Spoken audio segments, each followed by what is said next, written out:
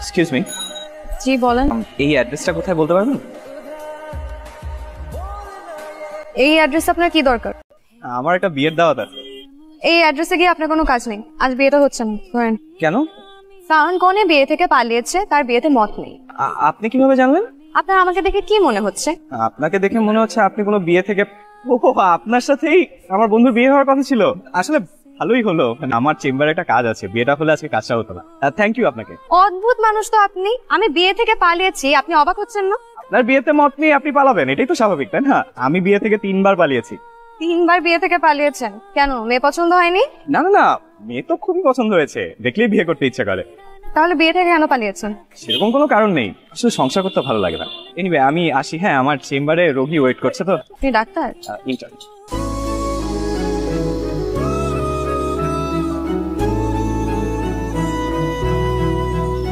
মা, খিদে লেগেছে, কিছু খেতে দাও তো।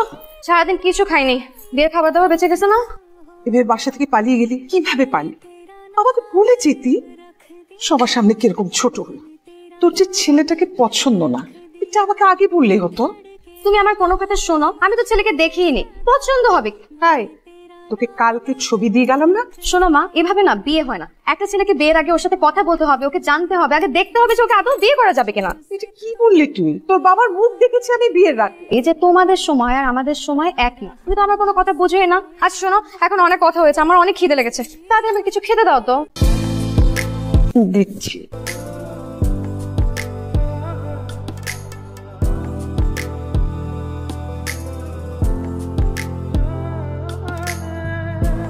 কি আশ্চর্য, এই ছেলেটার সাথেই তো রাস্তায় আমার প্রথম। সেটা আমাকে মিথ্যে বলল যে আজটা বিয়েছিল। আসতে পারি? জি আসুন। বলুন কি সমস্যা আপনার? ঠিক, কালকে আমার আপনার সাথে বিয়ে হওয়ার কথা ছিল, আপনি আমাকে মিথ্যা বললেন কেন? আপনার সাথে কথা বলতে ইচ্ছে হচ্ছিল, তাই একটা অজুহাত বানিয়ে নিলাম আর কি। আর আমি যে বিয়ে থেকে পালিয়েছি, আপনার আমার উপর রাগ হয়নি? রাগ কেন হবে? আপনার বিয়ে করতে ইচ্ছে হচ্ছিল না, সাহস করে পালিয়ে গেছেন, এটাই তো ভালো। আর 3বার যে আপনি বিয়ে থেকে পালিয়েছেন, এটাও মিথ্যে কথা। জি, আপনি আমার লাইফে একমাত্র মেয়ে যার সাথে আমার বিয়ে হওয়ার কথা ছিল। আসলে আমার মা একটু অন্যরকম, কখন যে কি করে বসে কিছু বুঝে উঠতে পারি না। আমাকে কিছু জানায়, আমাদের জানেন, কিন্তু আমার বিয়েটা ঠিক করে ফেলেছে। আমি তো আপনাকে কখনো দেখিনি। I completely understand. চেনেন না, জানেন না, যাকে তাকে বিয়ে করা যায় নাকি? আচ্ছা আজকে আসছি। আবার আসবেন কিন্তু, মানে এমনি এমনি না, অসুস্থ হলে তবেই আসবে। আপনাকে ডিসকাউন্ট দেবো আমি। হাজার হোক, এই হলেও হতে পারতেন আমার একমাত্র বিবাহিত বউ। আজকে আসে।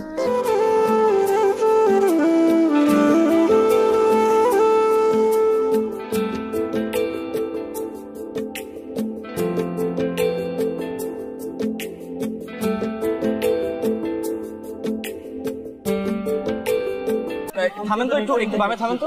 কি হয়েছে? থামতে বলিস কেন? তোমরা একটু বসো, আমি একটু আসছি।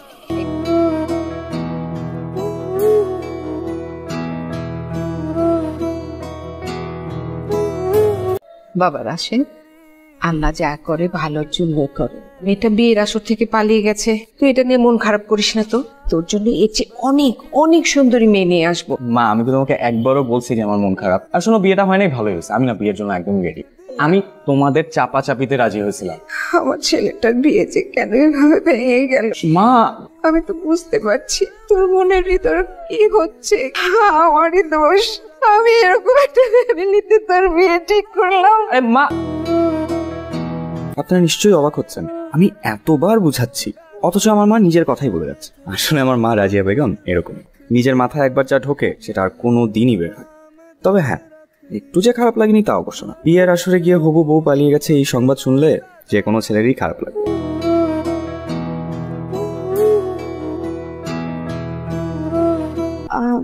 আপনি আমার অফিসে? আপনি আমার চেম্বারে যেতে পারবেন, আমি আপনার অফিসে আসতে পারবো না? আচ্ছা কেন আসছেন বলুন। সবচেয়ে ভালো হয় যদি একটা রেস্টুরেন্টে বসে কথা বলি। অফিস থেকে আধা ঘন্টা ছুটি নিতে পারবেন? কি পারবেন না? হ্যাঁ পারবো, বসেন, ব্যাগটা নিয়ে আসি। তাহলে বলেন কি বলবেন। আসলে যেটা বলতে চাচ্ছিলাম যে আমার আসলে বিয়ে শাদী করার খুব একটা ইচ্ছে ছিল। তো মা জোরাজুরি করে, তো একদিন হঠাৎ করে আপনার ছবি দেখে বললো, দেখ আপনি তো এমনিই দেখতে খুব সুন্দর, তাই ছবি দেখে খুব ভালো লেগেছে। কিন্তু কি আর করা, হলো তো আর না, তাই আর বিয়ের কথা ভাবছি। আপনার কি অবস্থা বল? মানে আপনি কি বিয়ের কথা ভাবছেন না? করবো না কেন? মেয়ে হয়ে জন্মেছি, মা হতে হবে না? তাছাড়া আমার মা হওয়ার খুব ইচ্ছে, আর আমার একটা ছেলে বাবুর খুব শখ। কেন, মেয়ের মা হলে কত কি? কোনো সমস্যা নেই, কিন্তু আমার কি মনে হয় জানেন, আমি আমার মাকে যে পরিমাণ জ্বালিয়েছি, আর একটা কথা আছে না, প্রত্যেক ক্রিয়ারই বিপরীত প্রতিক্রিয়া আছে, এর জন্য ছেলে হবে, কোনো ঝামেলা নেই। তো কিরকম ছেলে পছন্দ আপনার? এমন আহামরি না, আমার যেরকম মন মানসিকতা ওরকম হলেই হবে। তো আমাকে ছেলে হিসাবে কেমন লাগলো? ভালো না খারাপও না, আসলে আমি আপনার সাথে তেমন একটা মিশি নেই তো বলতে পারবো না। আচ্ছা, মানে দেরি হয়ে যাচ্ছে, আজকে উঠি। ওঠেন। কথা কি শেষ হয়েছে নাকি আর কিছু বলবেন? না, শেষ। ভালো থাকবেন, আসি। তুই কালকে ফ্রি আছিস? কেন? একটা ছেলে, ওর নাম রাতুল, তোর সাথে দেখা করতে চাই। তুই বরং একটা রেস্টুরেন্টে গিয়ে বস, আমার খুব পছন্দ হচ্ছে। অবশ্য আমার পছন্দ দিয়ে কি, তোর পছন্দই আসল কথা। মা সবসময় খোঁচা দিয়ে কথা বলবে না তো। আচ্ছা ঠিক আছে, রেস্টুরেন্টের নাম বলো। আমি তো ঠিক করে নি, আমি ছেলেকে তো নাম্বার দিয়ে দিচ্ছি, রাতে ফোন করবে।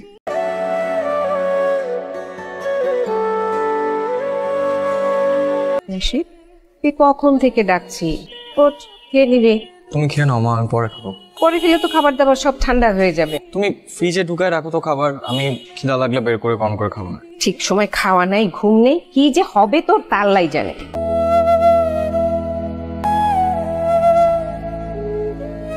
হ্যালো। কেমন আছেন আপনি? ভালো, আপনি? চলছে কোনো রকম। মা বলেছিল কিছুক্ষণ আগে আপনার কথা, তো কোন রেস্টুরেন্টে বসবেন? আচ্ছা, আপনি কি আমাকে চিনতে পেরেছেন? আমি রাশেদ। ও সরি, আমি আসলে আপনাকে অন্য একজন ভেবেছিলাম। তো আপনি কি মনে করে? না, এমনিই কল দিলাম, আসলে মনটা খুব খারাপ তো, তাই ভাবলাম আপনার সাথে একটু কথা বলি। কেন, কি হয়েছে? আমার 4.5 বছরের ডাক্তারি জীবনে প্রথম চোখের সামনে রোগীকে মারা যেতে দেখি। আসলে কি আর করার, জন্ম মৃত্যু তো আর আমাদের হাতে নেই। জন্ম মৃত্যু আর বিয়ে, ওটাই, না হলে তো আমার সাথে আপনার বিয়েটা হতো। এখন আর আপনাকে আমার ফোন করতে হতো না, এমনিই কথা বলতে পারতাম আপনার সাথে।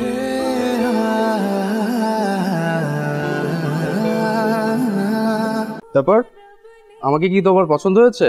মাত্রই তো দেখা হলো, এখনো কিছু ভাবিনি। মাত্র দেখোছে তাতে কি? আমি কি হ্যান্ডসাম না? আর তুমি কি জানো সব মেয়ে আমাকে প্রথম দেখাতেই প্রেমে পড়ে যায়? তাই নাকি? তোমার কোনো সন্দেহ আছে? ইউ আর সো লাকি যে তুমি আমাকে বিয়ে করতে পারতেছো। কেন? আরে আমার পিছনে অনেক মেয়ে লেগে আছে জানো। ও আচ্ছা। আসলে তোমাকে কি বলবো, আমি তো সবাইকে না বোঝাই, আমি তো একটা মানুষ, আমি তো সবার হতে পারবো না, আমি শুধু একজনের হব। আর যেদিন আমি তোমাকে প্রথম দেখেছি সেদিন আমি সিদ্ধান্ত নিয়ে ফেলেছি যে আমি শুধু তোমারই হব। আচ্ছা চলেন না আমরা কিছু একটা অর্ডার করি না? কোর্স তুমি যা ইচ্ছা অর্ডার দিতে পারো। আর শোনো, আমার কিন্তু টাকার অভাব নাই, আমি সারা জীবন তোমাকে রাজরানীর মতো রাখতে পারবো। আচ্ছা আচ্ছা জানো, আমি একটা প্ল্যান করেছি। প্ল্যান হচ্ছে আমরা বিয়ের পরে তোমাকে একটা BMW গিফট করবো। আমার এত দামি গাড়িতে চড়ার শখ নাই। তো শখ নাই না, সামর্থ্য নাই, ওই যে বলে না আঙ্গুর ফল টক আর কি। আচ্ছা শুনুন, আমি আজকে উঠি। খাবে না? না, আপনার কথা শুনে আমার পেট ভরে গেছে।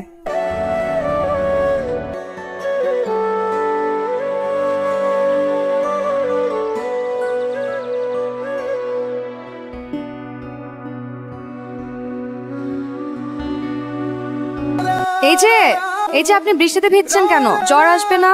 সমস্যা নাই, ওষুধ খেয়ে নিবো। রিকশায় ওঠেন। ভিজা তো। ভেজা তো কি হয়েছে, আসুন।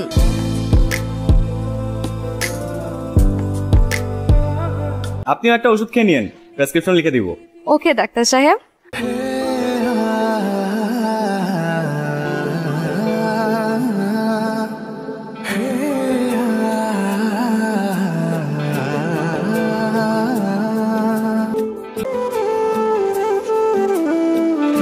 ওই মামা তো বোম পাইছে রে, অ্যাটম বোম। আমরা তো একটাও পাই না। ওই বেটা আমরা পাবো নাকি? আমরা তো রেখেই যাবো।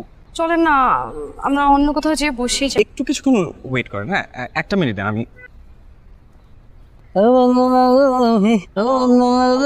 চলেন না প্লিজ, এখান থেকে যাই। আরে আপনি এদিকে আসেন, আপনার মজার বলি।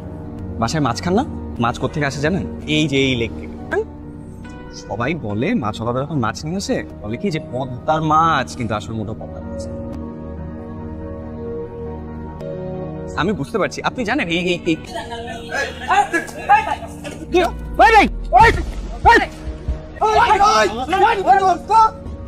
চল এবার এখান থেকে যাওয়া যায়। তাহলে আপনি করছেন এগুলো, তাই না? কি মনে হয় আপনার? আমি শিওর আপনিই করছেন।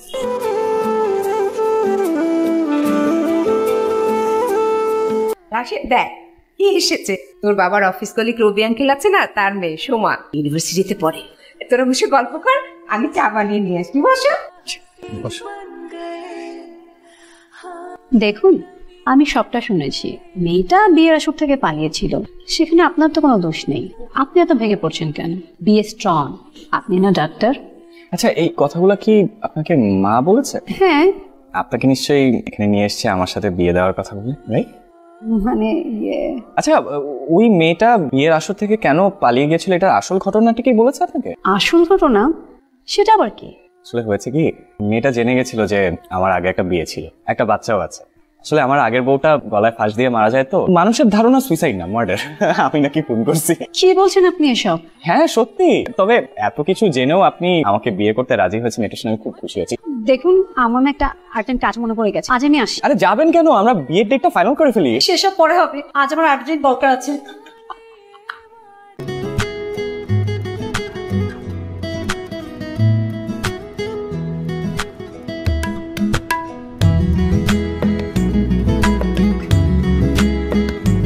কি ব্যাপার, হঠাৎ জোরে ডাকলেন যে? কিছু ইম্পর্টেন্ট কথা বলার ছিল আপনাকে। আসলে আমি বুঝতে পারছি না যে আসলে কিভাবে বলবো আপনাকে। বলেন না, আমি কিছু মনে করবো না, বলেন। তিথি, আপনার সাথে তো আমার বিয়ে ঠিক হয়েছিল। আপনি বিয়ের আসর থেকে পালিয়ে গেছেন, দ্যাটস ওকে। আসলে আপনি আমাকে চিনতেন না, জানতেন না, দ্যাটস কমপ্লিটলি ফাইন। কিন্তু আসলে আমি আপনার ছবি দেখেই আপনাকে আমার খুব ভালো লেগে যায়। স্বপ্ন দেখি যে আমাদের বিয়ে হবে, সেই স্বপ্ন পূরণ হয়নি। বাট দেখুন, এত কিছু পরেও আসলে আপনার সাথে আমি যোগাযোগ করি, আমাদের কথা হয়, আমরা একসাথে ঘুরি ফিরি। এখন তো নিশ্চয়ই আপনি আমাকে চেনেন, জানেন আমি কি ধরনের ছেলে, আপনার একটু হলেও আইডিয়া আছে। তিথি, আমি খুব সাধারণ একটা ছেলে, সাধারণ একজন মেয়েকে বিয়ে করে সংসার করতে চাই। তিথি, আমি আপনাকে বিয়ে করতে চাই, মানে আপনার সাথে সংসার করতে চাই। কিছু বলছেন না যে? আপনি জানেন না মেয়েদের চুপ করে থাকে সম্মতির লক্ষণ?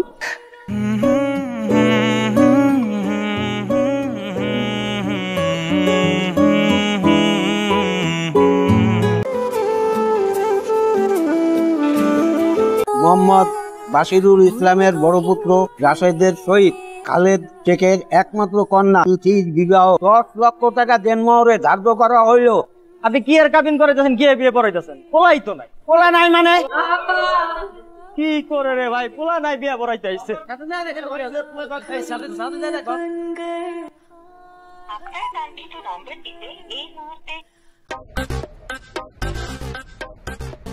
কি ভাই আসছেন কে? বিয়ে বাড়িতে পলাইছেন না? আরে না না ভাই, শেরওয়ানি আর পাগড়ি পইরা গেছিলাম বিসিএস পরীক্ষা দিতে, পারি নাই কিছু, পরে চলে আসছি। দেন কি ব্যবহার করতেছেন মুরগি?